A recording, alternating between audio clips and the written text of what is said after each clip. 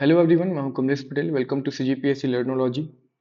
आज का हमारा वीडियो एक बहुत ही दिलचस्प और महत्वपूर्ण विषय पर है, जो न केवल हमारे छत्तीसगढ़ की पहचान है बल्कि सीजीपीएससी परीक्षा के सिलेबस का भी एक हिस्सा है। आज हम बात करेंगे छत्तीसगढ़ के पारंपरिक व्यंजन और पकवानों की।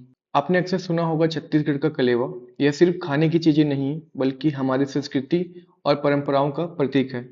इस वीडियो में हम उन सभी प्रमुख पकवानों के बारे में जानेंगे जो सीजीपीएससी के लिए महत्वपूर्ण है और छत्तीसगढ़ के अलग अलग क्षेत्रों में उनकी क्या खासियत है। छत्तीसगढ़ के पकवानों को सिर्फ खाने के नजरिए से मत देखिए, ये हमारे इतिहास, भूगोल और कृषि से जुड़े हुए हैं। छत्तीसगढ़ धान का कटोरा है, इसलिए यहाँ के ज्यादातर पकवान चावल और चावल के आटे से बनते हैं। हर त्योहार, शादी और खास मौकों पर अलग अलग व्यंजन बनाए जाते हैं, जैसे तीजा पोला पर ठेठरी, खुरमी। पोषण की बात करें तो ये व्यंजन पौष्टिक और सेहतमंद होते हैं। इनमें लोकल अनाज और सब्जियों का ही इस्तेमाल होता है। आज की इस वीडियो में हम प्रमुखता मीठे व्यंजनों को देखेंगे। चलिए शुरुआत करते हैं छत्तीसगढ़ के मीठे पकवानों से। छत्तीसगढ़ के कलेवा में जो मीठे व्यंजन बनते हैं, ये ज्यादातर चावल आटा, गेहूं और मैदा से बनाए जाते हैं।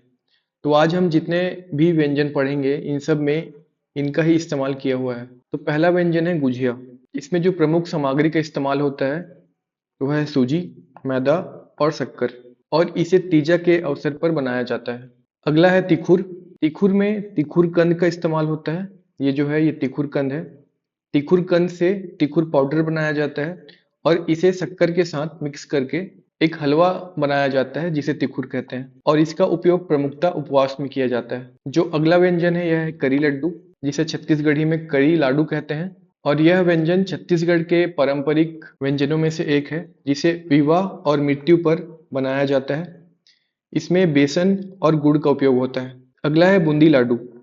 बूंदी लाडू में भी बेसन और शक्कर का इस्तेमाल किया जाता है और यह प्रमुखता शादी या किसी भी उत्सव के पर्व पर बनाया जाता है। अगला है पपची।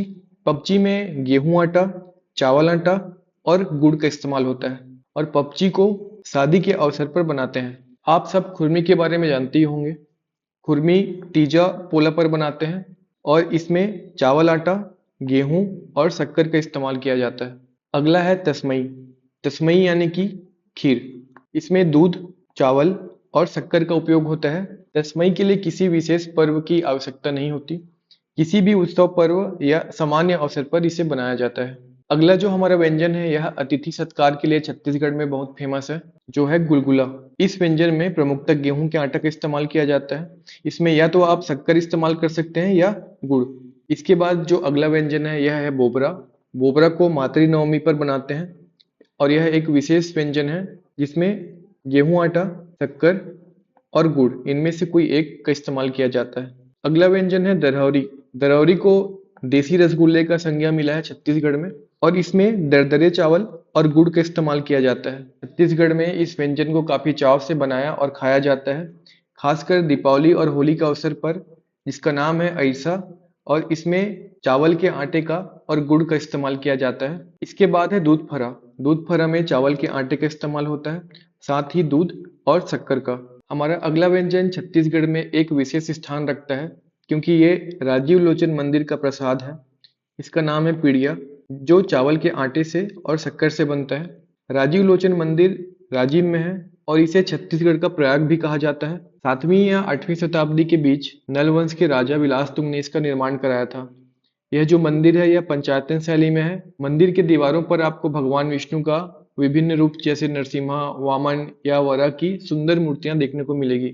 और एक विशेष बात और देख लेते हैं राजीव लोचन मंदिर का। राजिम में हर साल माघ पूर्णिमा के दिन एक बड़ा मेला लगता है, जिसे राजिम कुंभ मेला कहते हैं। तो आज हमने छत्तीसगढ़ के कलेवा में मीठे व्यंजनों को पढ़ा है। Thank you.